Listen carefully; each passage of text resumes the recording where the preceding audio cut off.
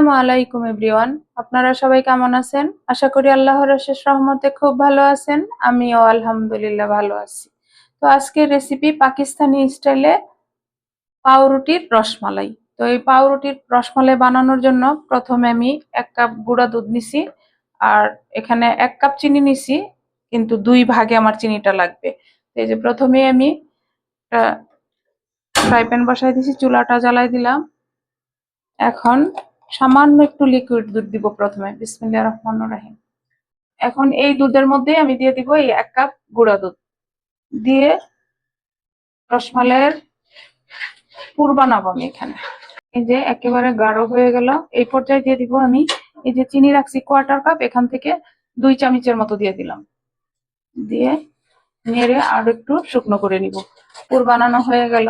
আর আজকের এই রসমালাইটা যদি বাসায় গেস্ট আসে, মানে চট জলদি আপনার মন চায় যে ওনাদেরকে কোনো ডেজার্ট আইটেম খাওয়াবেন, তাহলে এই রেসিপিটা করে দেখতে পারেন। আশা করি ভালো লাগবে, নিরাশ হবেন না। আর খেতেও অসম্ভব টেস্টি হয়। তো আজকের এই রেসিপিটা যদি আপনাদের কাছে একটু ভালো লাগে, তাহলে আমার চ্যানেলটাকে সাবস্ক্রাইব করবেন, লাইক করবেন, শেয়ার করবেন এবং কমেন্টস করবেন প্লিজ আমার ভাই বোনেরা। এই যে এখন আমি এই পুরটা নামাই নিব।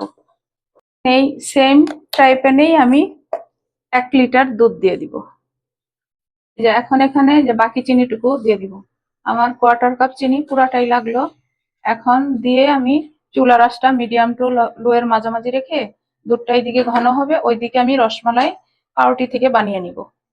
রুটিটা এখন একটা কাটার দিয়ে কেটে নিব। আর এই সাইডগুলি ফেলে দিব না, এটা দিয়ে অন্য কোনো কাজে লাগাবো, ব্রেড গাম বানাবো বা এরকম করে কেটে নিব। এই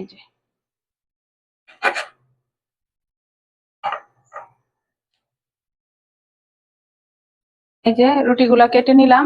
এখন এই চুলাতে দুধের মধ্যে দিয়ে দিব সামান্য একটু কেশর বা এই যে দিয়ে দিলাম। দিয়ে এদিকে এটা জাল হইতে থাকুক। আমি এই ডেজার্টটা এক পাকিস্তানি ভাবির হাতে খাইছি, তো আমি চিন্তা করলাম আমি যেহেতু খাইছি আমার প্রিয় ভাই বোনদের সাথেও শেয়ার করি, তাই না? তো এখন আমি এই যে রসমালাই গুলা বানানো শুরু করব। এই যে এর উপরে পুরটা দিয়ে দিব। এখন পুর আপনারা যে যতটুকু দিতে চান অতটুকু দিয়ে নিবেন। তো প্লিজ আমার ভাই বোনেরা অবশ্যই এই রেসিপিটা ফলো করে একবার বানাবেন। এইভাবে এই যে চেপে চেপে দিব এখন। এই যে দেখেন, মাশাআল্লাহ। এই যে হয়ে গেল। এখন এই যে একটা প্লেট নিলাম। এর চাইতে সহজ রসমালাই কিভাবে হবে, এইভাবে বাকিগুলো পুর ভরে নেই। যে দেখেন পাউরুটির রসমালাই গুলা বানাই নিলাম। আর এইদিকে এই যে ভিজানো দুধটা মাশাআল্লাহ যেমনি সুন্দর কালার আসছে তেমনি সেন্টও আসতেছে। তো আপনাদের হাতের কাছে যদি এই জাফরান না থাকে তাহলে আপনারা এলাইচ গুঁড়া দিলেও চলবে। এখন এখান থেকে দুধ নিব আর এই পাউরুটির রসমালাইয়ের উপরে দিয়ে দিব। দেখেন একেবারে অল্প সময়ের মধ্যে না, চট জলদি বসে থাকা অবস্থায় আপনারা এই রসমালাইটা বানাই নিতে পারবেন। এই যে এইভাবে এইভাবে শুধু এখন আমি দুধটা দিয়ে দিব, উপর দিয়ে দিয়ে 10 মিনিটের মতো রেস্টে রাখবো। 10 মিনিট পরই আমার এই আজকের পাকিস্তানি পাউরুটির রসমালাই রেডি হয়ে যাবে। এই যে দেখেন মাশাল্লাহ মাশাল্লাহ, 10 মিনিটে হয়ে গেল আজকে আমার পাকিস্তানি পাউরুটি দিয়ে রসমালাই। এই রসমালাইগুলো কিন্তু এখানে মিষ্টির দোকানেও পাওয়া যায়। পাকিস্তানি যে মিষ্টির দোকানগুলো আছে ঠিক এইভাবেই ওরাও বানায়। তো আমি তো বললামই এক ভাবি খাওয়াইছে পাকিস্তানি, সেটা খেয়েই আমি আপনাদের সাথে শেয়ার করলাম। তো এখন আমি একটা রসমালাই আপনাদেরকে কেটে দেখাই।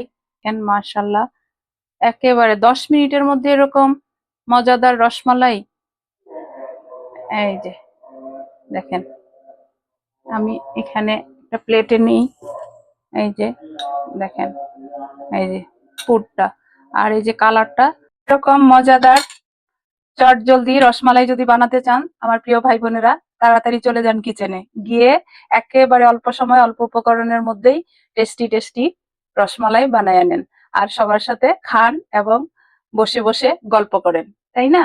তো যাই হোক, আজকে আমার একেবারে অল্প সময়ের মধ্যে পাকিস্তানি পাউরুটির রসমালাই বানানো শেষ হয়ে গেল। আমি আপনাদের কাছ থেকে বিদায় নিব।